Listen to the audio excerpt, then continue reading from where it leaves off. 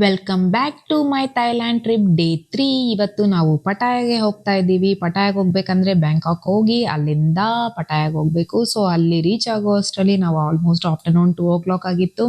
ಹೋಟೆಲ್ಗೆ ಹೋಗಿ fresh up ಆಗೋ ಅಷ್ಟರಲ್ಲಿ ಆಲ್ಮೋಸ್ಟ್ 6 o'clock ಆಗಿತ್ತು. ಇವತ್ತು 6:30ಗೆ ಅಲ್ಕಜಾ ಶೋ ಪ್ಲಾನ್ ಮಾಡ್ಕೊಂಡಿದ್ವಿ. ಸೊ ಆ ಶೋಗೆ ಹೋಗೋ ಅಷ್ಟರಲ್ಲಿ ಆಲ್ಮೋಸ್ಟ್ 6:30 6:45 ಆಗಿತ್ತು. ತುಂಬ ಚೆನ್ನಾಗಿತ್ತು ಅಲ್ಕಜಾ ಶೋ. ತುಂಬ ಎಂಟರ್ಟೈನಿಂಗ್ ಆಗಿತ್ತು. ನಾವಂತೂ ತುಂಬ ಎಂಜಾಯ್ ಮಾಡಿದ್ವಿ. ದಿ ಬೆಸ್ಟ್ ಪಾರ್ಟ್ ಇಸ್ ಅವ್ರ ಜೊತೆ ಫೋಟೋ ತಗೊಳ್ಳೋದು. ಧರೆಗಿಳಿದ ಅಪ್ಸರೆಯರ್ ಥರ ಇದ್ರು. ತುಂಬ ಚೆನ್ನಾಗಿತ್ತು ಅವ್ರನ್ನ ನೋಡೋದಕ್ಕೆ. ಫೋಟೋಸ್ ಎಲ್ಲ ತಗೊಂಡ್ವಿ. But it is not for free, it is payable.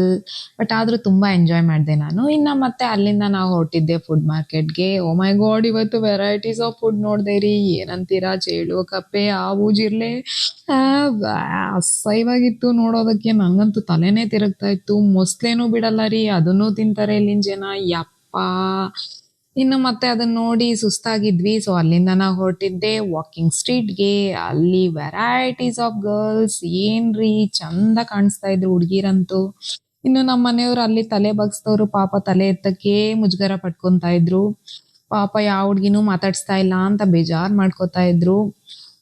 ಇನ್ನು ನಮ್ಗೆ ಅಲ್ಲಿ ಒಳ್ಳೆ ಎಂಟರ್ಟೈನಿಂಗ್ ಅನ್ಸ್ತಾ ಇತ್ತು. ಇನ್ನು ಅಲ್ಲೇ ಪಕ್ಕದಲ್ಲಿ ಬೀಚ್ ಇತ್ತು, ಅಲ್ಲೇ ಓಡಾಡ್ಕೊಂಡು ಅವತ್ತಿನ ದಿನಾನ ಮುಗಿಸ್ಕೊಂಡ್ವಿ.